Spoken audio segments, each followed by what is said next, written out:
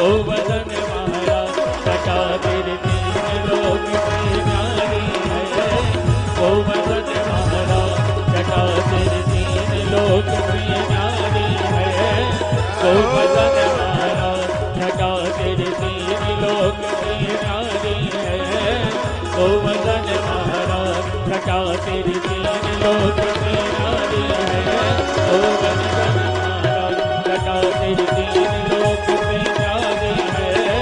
गोवर्धन महाराज जटा तेरे तीन लोक में न्यारी है। गोवर्धन महाराज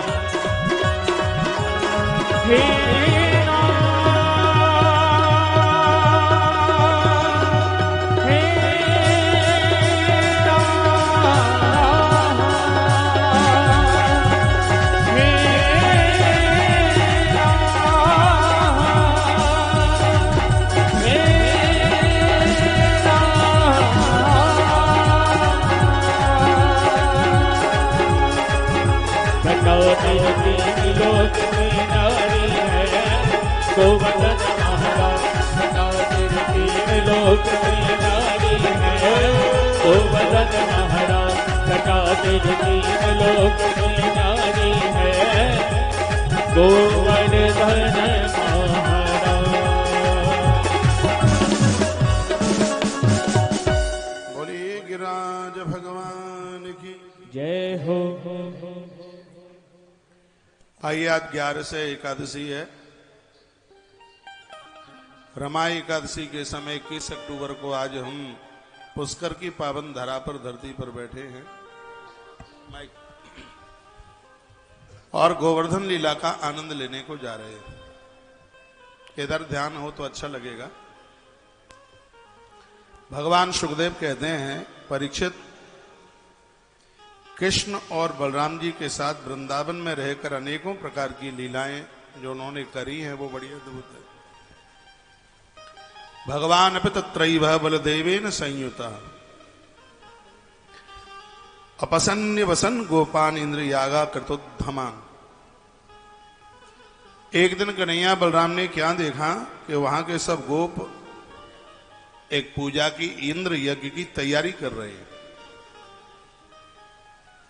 भगवान तो सर्वंतरात्मा है, वो सबकी जानते हैं। भगवान कृष्ण सबके अंतर्यामी सर्वज्ञ है, उनसे तो कोई बात छिपी नहीं है। फिर भी उन्होंने बड़े हाथ जोड़ करके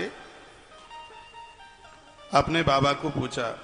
तद्विज्ञोपि भगवान सर्वात्मा सर्वदर्शना, वो सबके हृदय की बात जानते हैं, सब समझते हैं। प्रश्नयापनतो पृच्छत वृद्धान नंद पुरोगमान। वृद्धों को, नंद बाबा को कृष्ण पूछने लगे। सुनिए, सुनने लायक कथा है, माइक देखो। कथ्यताम में पितु को हम संभ्रमो उपागता। कथ्यताम कहिए, पिताजी मैं आपसे पूछने के लिए आया हूं और आप मुझे बताइए, पिताजी आप लोगों के सामने कौन सा बड़ा भारी ये काम, कौन सा आज ऐसा उत्सव है, इसका फल क्या है? मैं आपसे पूछता हूं किस उद्देश्य से इसको किया जा रहा है, ये कौन की पूजा है, इसके बारे में आप बताएं। एतद् ब्रूहि महान कामो मह्यम शुश्रूवो पितु। मैं तुम्हारा पुत्र, तुम मेरे पिता हो। ग्रंथ शास्त्र ऐसे कहते हैं, देखो छोटे से भगवान क्या कहते हैं। ग्रंथ शास्त्र ये कहते हैं कि संत वही है जिसके हृदय में कोई छिपाने लायक बात नहीं होती। ये भगवान गोविंद का वाक्य है। नहीं गोप्यम ही साधुनाम कृत्यम सर्वात्मनाम ही। कृष्ण बोले, जो साधु है, जो संत है, उसके हृदय में कोई छिपाने के लायक बात होती ही नहीं है। उसके पास तो बातें वही होती हैं जो सार्वजनिक सबको बता दी जाए। छिपाने लायक उसके पास कुछ नहीं होता। कृष्ण ने कितनी अद्भुत बात कही है। तो यदि छिपाने लायक बात ना हो तो मुझे बता दो कि पूजा किसके लिए है। कृष्ण बोले, नहीं गोप्यम ही साधु नाम। साधु के पास कोई गुप्त बात नहीं होती। वही साधु, वही सरल है, अच्छा है, बढ़िया है।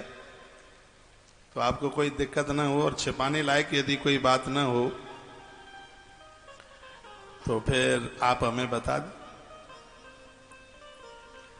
नंद बाबा बहुत देर तक तो कन्हैया का मुंह देखते रहे, तो उन्होंने ऐसा कहा। फिर नंद बाबा जो बोले वो सुन लो।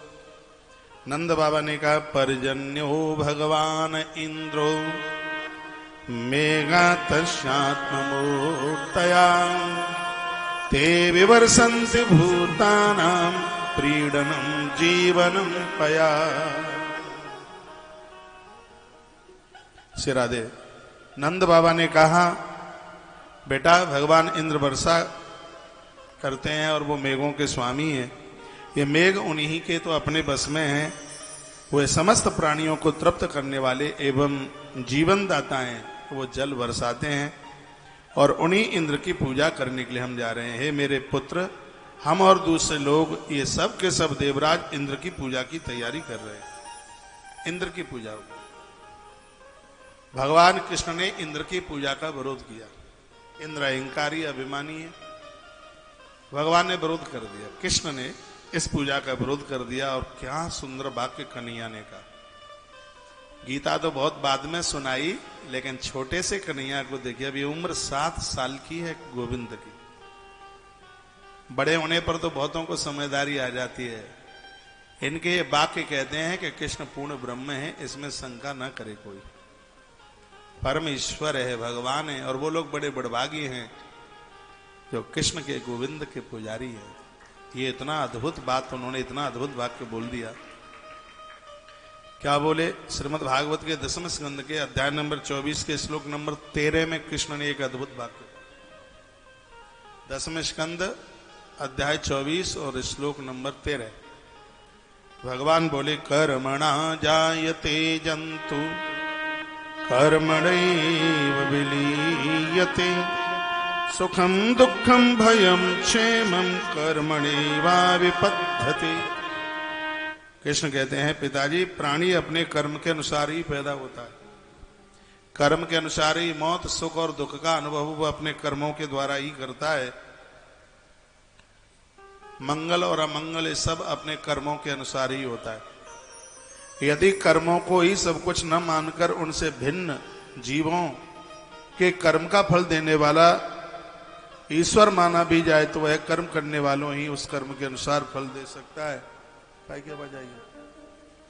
ये बात भगवान कहते हैं, घर में बहुत लोग जो कमाऊ होते हैं ना, वो सबके ऊपर गर्जना करते रहते हैं, मैं ना कमाऊं तो तुम सबके सब भूखों मर जाओ। लेकिन उसको ये नहीं पता कि तुम नहीं थे तब भी ये लोग भोजन कर ही रहे थे, और तुम नहीं रहोगे तब भी ये भोजन करते रहेंगे। ना हम किसी को कुछ देने वाले हैं और ना हम किसी से कुछ लेने वाले हैं। एक बाप को 4 बेटे होते हैं, एक पढ़ा लिखा होता है, एक बड़ा धनवान होता है, एक को तो घास खोदना भी नहीं आता, एक इतना मूर्ख होता है। एक पिता के विपुल कुमार, कोई धनवंत, उनमें से कोई धनवान है और कोई एकदम कंगाल है, एक बुद्धिमान है और एक मूर्ख है। ये क्या है? ये पूरा का पूरा खेल कर्मों का है। कल यहां रात्रि को धर्म की बात धर्म यात्रा में हो रही थी, जिसमें निवेदन किया जा रहा था, परिपक्व बढ़िया कर्म में लगे रहना ही, कर्मों को धारण कर लेना ही धर्म है। 5 चीजें जिसने उसमें धारण की हैं वो गलती कहां करेगा? सत्य को धारण कर ले, क्षमा को धारण कर ले, दयालुता को धारण कर ले, माने नहीं, दान को धारण कर ले। कल ही की तो बात है, कल की बात है, परसों कल की बात है। तो अपने विशुद्ध कर्मों में लगे रहना ही, पवित्र कर्मों में लगे रहना ही महाभारत के अनुसार वह भी एक धर्म है। उसमें आज भगवान ने बड़ी अद्भुत बात कह दी। कहा, पिताजी, हम कर्म करते हैं और हमारे कर्मों के अनुसार ही हमें उसका फल प्राप्त होता है। हम कर्म करना बंद कर दें तो देवराज इंद्र धानों के बोरे भर करके हमारे घर में लाके रख देने वाला नहीं है।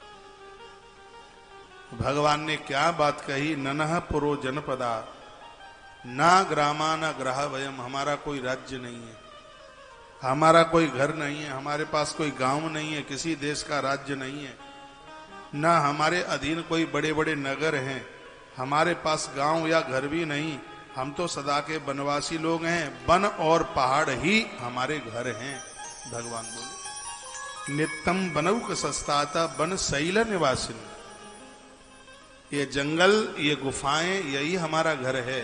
भगवान बोले इसलिए हम लोग गाय, ब्राह्मण और गिरिराज इनकी पूजा करेंगे। कृष्ण बोले ये थोड़ा ध्यान में सुन लो, गिरिराज पूजा आ रही है ना 26 तारीख को, 25 को नहीं है गोवर्धन पूजा, 26 को, 25 को तो ग्रहण है। और हम उस दिन कुरुक्षेत्र में हैं, वहां के लोग सुन पा रहे हों, सुबह 9:30 बजे से लेकर 7 बजे तक, शाम तक कुरुक्षेत्र में ही रहना है। एक दिन का भगवान सूर्य नारायण के ऊपर, ग्रहण के ऊपर, ग्रहण क्यों लगता है, इसके पूरे जानकारी एक दिन के प्रवचन के माध्यम से मिल जाएगी। 25 तारीख को दान पुण्य ये सब करने का तो पुण्य है ही, बहुत ज्यादा पुण्य है। तो कुरुक्षेत्र की धरती से ये भी सब कुछ करने के लिए आपको यह मौका मिलेगा, आपको यह सौभाग्य मिलेगा।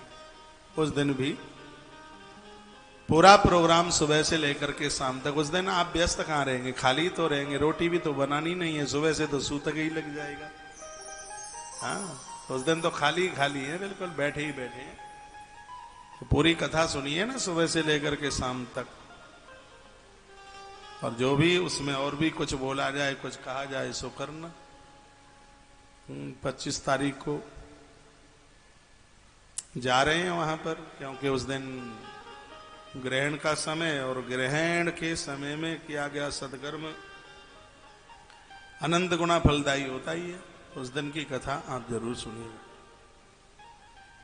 आज का दिन हमारे और आप सबके लिए बहुत मंगलमय है, और आप कितने बड़भागी हैं, आज आप रुक रहे हैं, इसलिए तालियां बजा रहा हूं। कुछ लोग तो मुंह सुखाए बैठे हुए हैं, क्योंकि उनको 7 बजे के बाद जाना पड़ेगा। रुक सकें तो रुक जाना, यदि जाना ही पड़े तो जरूर जाना, क्योंकि अगली बार फिर आऊंगा, नहीं तो घर के लोग आने नहीं देंगे फिर। ताली बजाना मत, क्योंकि आज आप भूखे बैठे हैं। फलियार नहीं लिया ना, आज लिया है? एक मैया तो कह रही है 5 बार लिया है, अभी 6वीं बार और लेना है 7 बजे के बाद। चकाचक प्रसाद लीजिए, भगवान का है। और आज एक बात से हम आपसे बहुत ज्यादा खुश हैं, तालियां 9 बार बजा रहा हूं इसके लिए, 4 5 6 7 8 9, इसलिए क्योंकि आपने थालियों में जूठा नहीं छोड़ा है बिल्कुल भी, ये बड़े आनंद की बात। वो बुरादे की गोले की बर्फी खाई है, खीर बनी थी चकाचक, और सूखा वाला आलू बहुत अच्छा लगता है, मूंगफली का दाना डाल के। अब खाया कि नहीं पता नहीं, आप जाने, बहुत टेस्टी लगता है। आज का दिन हमारे और आपके लिए बहुत दिव्य है, बहुत पावन है, बहुत ही ज्यादा। आज अजमेर से संख्या ज्यादा आई है, इसलिए अजमेरियों के लिए ताली बजा दो। अजमेर के भाई बहन, दादा दादी, काफी लोग आए हैं आज अजमेर से। अजमेर के लोग बाहर रहते हैं तो वो अपने नाम के आगे लिखते हैं अजमेरा, लिखते हैं। ये अच्छा है, अपनी जन्मभूमि को न भूलना, अपने स्थान को न भूलना, अच्छी बात है, बढ़िया बात है। किशनगढ़ के भी काफी हैं, नागौर, जोधपुर, पाली से काफी भक्तों का आना हुआ है, पाली से काफी लोग आए, लेकिन मैं भी पाली आ रहा हूं। अब आप आए हैं तो मुझे भी तो आना ही पड़ेगा। सब आज आचार्य जी ने तारीखें, तिथियां सब बता दी हैं। जहां जहां पर आना हो तो आप दौड़ करके आइए। 2-2 दिन के कार्यक्रम हैं, आपके आने से ही तो इन कार्यक्रमों की शोभा बढ़ेगी, रौनक बढ़ेगी।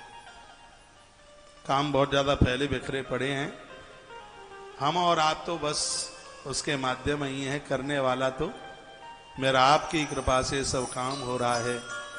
करते हो तुम कन्हैया बस।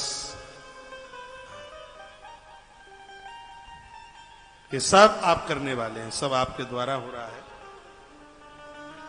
कल द्वादशी है, कल के 2 दान है। एक तो द्वादशी को चावल दान होता है, और 31 में से नहीं है, वो तो अलग है, क्योंकि पहले से पहले ले लिया है हमने चावलों का दान। और यह तो हर द्वादशी को होता ही है। 31 दान में से कल कपूर का दान है, बहुत अद्भुत है। यज्ञ में जैसे तिल की महिमा है, घी की महिमा है, उसी प्रकार से कपूर की महिमा है। कपूर वाक सिद्धि कर देता है, मुंह से जो कह दिया जाए पूरा हो जाता है। कोई यज्ञ में कपूर जलाए, आरती तो कपूर के बिना होती ही क्या। कपूर का बहुत बड़ा महत्व है, बहुत बड़ी महिमा है। कुछ ऐसी बीमारियां हैं जिसमें लोगों को, जैसे वो एक दौड़े की बीमारी है, जो दौड़ा पड़ जाता है ना, उसमें कपूर जला करके नाक के आगे उसको सुंघाया जाता है कपूर को। उससे जो वो दांती जो पिस गई है, जो दांती मर जाती है, उससे वो खुल जाती है। कपूर को तो आयुर्वेद में भी लिया गया है कपूर। तो कल पुष्कर जैसी जगह पर यहाँ की कथा में इतना आनंद प्राप्त होगा। यहाँ से जाने के बाद मैंने कुछ आश्रम में बात करी, इतनी खुशी हो रही है आश्रमों में, साधु लोग बहुत आशीर्वाद दे रहे हैं।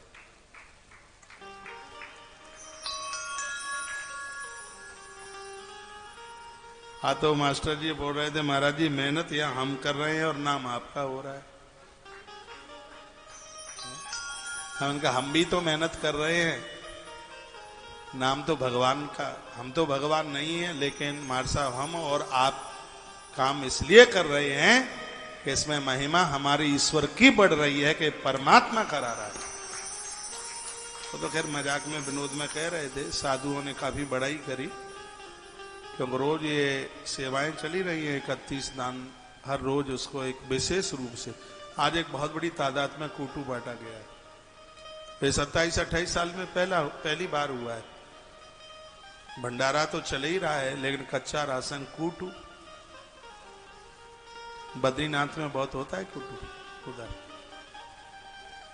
बड़ी उसकी महिमा है। तो कार्तिक मास का महीना था, भगवान की प्रेरणा थी, 2-2 पैकेट हर महात्मा को।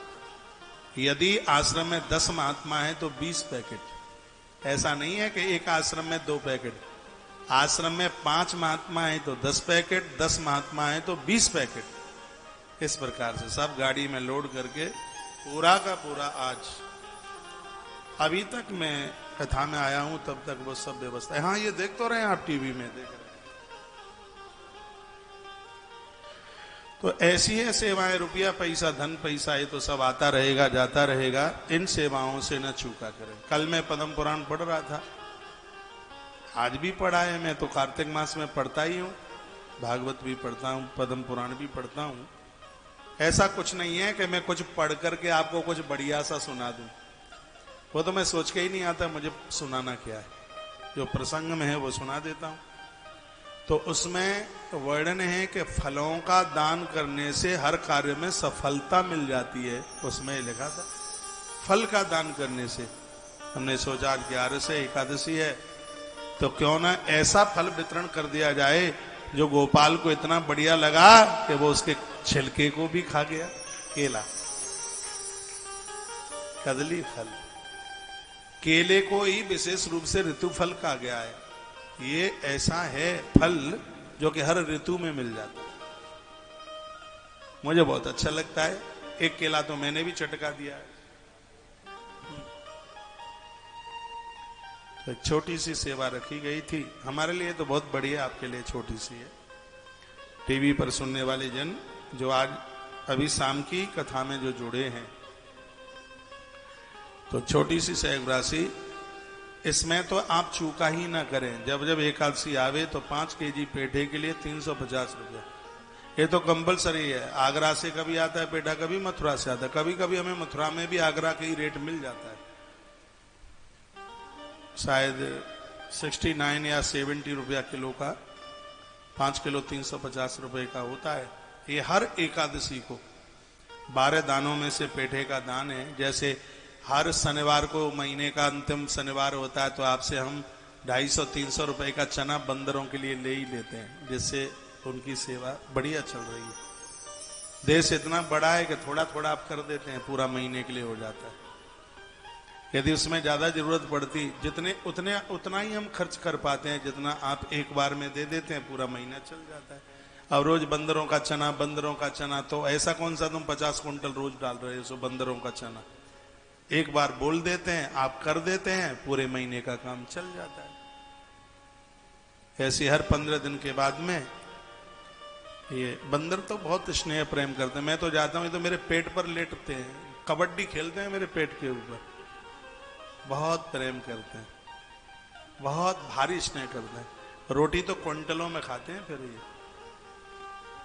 ये देख रहे हैं आप, ये तो थोड़ी 6 तारीख की है, अभी मैं 6 अक्टूबर को गया था तब की यह तस्वीर, लेकिन यह सेवा रोज चल रही है। देखो वो भाई साहब कितनी रोटियां ली है। बोलो भक्त वत्सल भगवान की, हनुमान जी महाराज की। मैं जल्दी से अपनी बात बोल करके फिर मैं कथा में चलूं, क्योंकि अनाउंस में थोड़ा ज्यादा समय चला जाता है। और मैं ये ना बोलूं तो तुम करते भी तो कहाँ हो? बात तो ये है ना, आप बिना बोले करते रहें। सीधे बच्चे को माँ भी तो दूध पिलाती कहाँ है भाई? गांवों की कहावत है, थोड़ा बोलना पड़ता है, तभी आप चेतते हैं, तभी आप करते हैं, थोड़ा उसमें बोलना ही होता है। तो आज का यह पूरा का पूरा दिन हमने कैंसर हॉस्पिटल गौ माता को पूर्ण रूप से समर्पित किया है, जिसमें आज भूमि दान हुआ है, गौदान का संकल्प लिया गया है। आज गौ अक्षय वृत्ति सेवा से आज आप भक्त लोग जुड़े हैं। भगवान आपको अगले जन्म में भी बहुत अमीर बनाए, अच्छे संभ्रांत घर में आपको पहुंचाए। प्रभु चरणों में तो मेरी यही प्रार्थना है। एक बार श्री ब्रज में आप पधारिए, आश्रम के भंडारे देखिए तो सही आके। अब के बार तो मैं इतना उत्साहित हूं कार्तिक मास को लेके, ऐसा लग रहा है पता नहीं क्या ना कर दूं। कार्तिक का महीना, आप सब जरूर पधारिए। आप मेरा जितना भी श्रोता है, जितना भी मेरा भगत है, जितना भी मेरा आयोजक है, भले आप एक दिन के लिए आए, एक बार तुलसी तपोवन गौशाला आके देखिए तो सही, वहां की छटा देखिए, आप देखे तो सही। आप लोगों से धन पैसा लिया जाता है, तो इसका हो क्या रहा है? पैसा लग कहाँ रहा है? एक बार प्लीज आप जरूर पधारिए, देखिए, मन अभिभूत हो जाएगा, मन खुश हो जाएगा, अति प्रसन्न हो जाएगा देख के, जब आप वहां पधारेंगे। आएंगे, वादा कीजिए,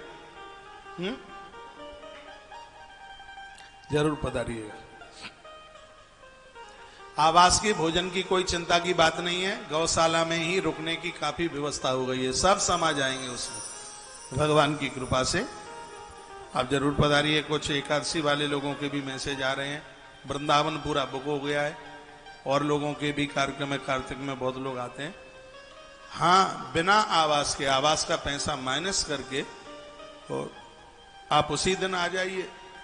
और आजकल तो बच्चे बड़े होशियार हैं, वो ऑनलाइन बुक हो जाते हैं कमरे, तो कमरों की व्यवस्था आप कर लीजिए। चाहे आप 10 आवे, चाहे आप 100 आवे, आटे में कहीं घाटा नहीं है, घी के भी हैं दर्शन। और घर द्वार से जिम्मेवारी पूरी हो गई है, तो पड़े रहो यहां बरसन, कोई दिक्कत की बात नहीं। वैसे कहा तो यह जाता है कि आटे में कुछ घाटा नहीं है, घी के नहीं है दर्शन, और मन करता है तो आ जाओ, पड़े रहो चाहे बरसन। लेकिन हमने उसको ऐसे बदल दिया कि आटे में कुछ घाटा नहीं है, घी के भी हैं दर्शन, और घर द्वार से जिम्मेवारी पूरी हो गई है, तो पड़े रहो यहां बरसन। अभी जिम्मेवारी पूरी नहीं भाई, आप आ गए तो आपकी घरवाली लड़ेगी नहीं हमसे। अभी बच्चे छोटे छोटे हैं, शादी के लायक, और आप हमारे आदमी को बाबा बनाए देते हैं। तो जिनको अभी घर की जिम्मेवारियां हैं, वो घर की जिम्मेवारी पूरी करें। 2 दिन, 3 दिन, 4 दिन, 5 दिन आते रहिए। श्री साहब द्वारका जी भी पधारिए, द्वारका के भी कार्यक्रम में बहुत आनंद होगा। पाली के भक्त लोग सुन पा रहे हैं 30-31 दिसंबर, जोधपुर 28-29 दिसंबर, खाटू श्याम 14 से 21 दिसंबर, जरूर पधारिए। आज की 11 को सार्थक सभी भक्तजन आज के अपने दिन को सार्थक कर लीजिए, धन्य धन कर लीजिए। एक बार जयकारा लगाइए, बोलो भक्त वत्सल भगवान की जय हो। भगवान ने कह दिया, बस अब मैं कथा में चल रहा हूं, तस्मात् गवाम ब्राह्मणानां, बोल दिया कि हम ब्राह्मण की पूजा करेंगे, हम गौ माता की पूजा करेंगे और हम गोवर्धन श्री गिरिराज की पूजा करेंगे। यह भगवान ने इस पूजा के लिए कहा। इंद्र यज्ञ के लिए जो सामग्रियां इकट्ठी की गई हैं, उन्हीं से इस यज्ञ का अनुष्ठान होने दो। गोवर्धन श्री गिरिराज जी की पूजा के लिए बोल दिया। चीजें क्या क्या बनी थी वर्णन किया। पच्यताम विविधा पाका सुपांता पाय